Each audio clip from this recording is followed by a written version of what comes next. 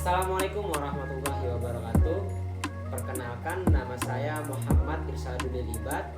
NPM saya 7252300013. Pada kesempatan kali ini saya akan menjelaskan sedikit tentang kebijakan moneter pada suatu negara, yang nantinya itu akan membahas tentang inflasi dan deflasi juga.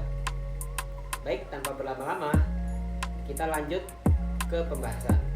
Jadi, kebijakan moneter itu adalah kebijakan yang berkaitan dengan pengaturan jumlah uang yang beredar di masyarakat serta pengendalian suku bunga. Kebijakan ini biasanya dilakukan oleh Bank Sentral. Dan untuk di Indonesia sendiri, kebijakan ini dijalankan oleh Bank Indonesia yang memiliki tugas utama menjaga kestabilan nilai rupiah dan menjaga kondisi ekonomi agar tetap stabil. Kebijakan moneter ini sangat penting karena jumlah uang yang beredar di dalam masyarakat itu harus seimbang dengan kegiatan ekonomi. Jika jumlah uang yang beredar terlalu banyak, maka harga barang bisa meningkat dan menyebabkan inflasi. Sebaliknya, jika uang yang beredar terlalu sedikit, maka kegiatan ekonomi bisa melambat yang dapat menyebabkan deflasi. Secara umum, kebijakan moneter dibagi menjadi dua jenis. Yang pertama adalah kebijakan moneter ekspansif. Kebijakan ini dilakukan ketika kondisi ekonomi sedang melambat.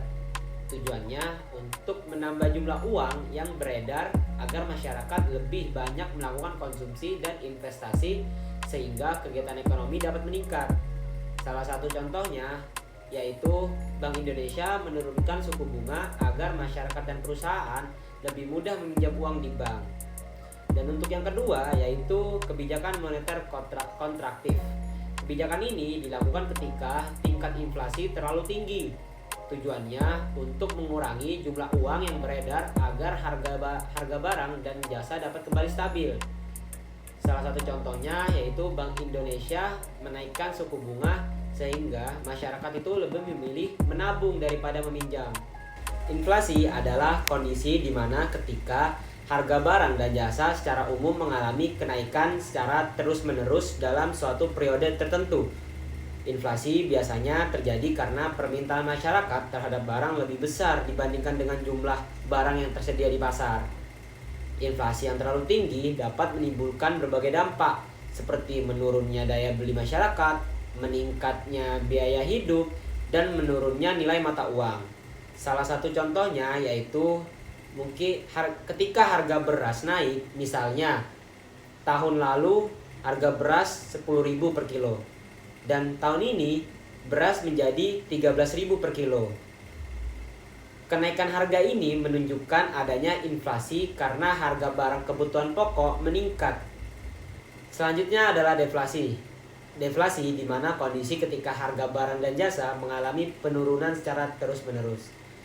Sekilas hal ini terlihat menguntungkan karena harga barang menjadi lebih murah. Namun sebenarnya deflasi juga dapat berdampak buruk bagi perekonomian. Ketika harga terus turun-menurun, perusahaan itu bisa mengalami penurunan keuntungan. Dan hal ini dapat menyebabkan produksi berkurang dan bahkan dapat meningkatkan pengangguran. Salah satu contohnya yaitu ketika ada diskon besar-besaran di toko. Banyak toko menjual pakaian dengan harga jauh lebih murah dikarenakan stok menumpuk dan daya beli masyarakat menurun. Oleh karena itu, pemerintah dan bank sentral biasanya berusaha menjaga agar tingkat inflasi ini tetap stabil dan tidak terlalu tinggi maupun terlalu rendah. Baik, sebagai kesimpulan dari apa yang tadi saya sampaikan, dapat kita pahami bahwa kebijakan moneter ini merupakan kebijakan yang sangat penting dalam menjaga stabilitas ekonomi suatu negara. Kebijakan ini digunakan untuk mengatur jumlah uang yang beredar sehingga kondisi ekonomi tetap stabil. Inflasi dan deflasi merupakan dua kondisi yang berkaitan langsung dengan perubahan harga barang dan jasa dalam perekonomian.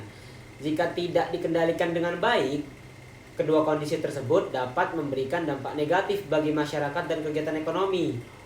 Dengan adanya kebijakan moneter yang tepat, pemerintah dan bank sentral dapat menjaga stabilitas ekonomi, mengendalikan inflasi, serta mendorong pertumbuhan ekonomi yang lebih baik. Demikian yang dapat saya sampaikan. Wabillahi taufiq wal hidayah. Wassalamualaikum warahmatullahi wabarakatuh.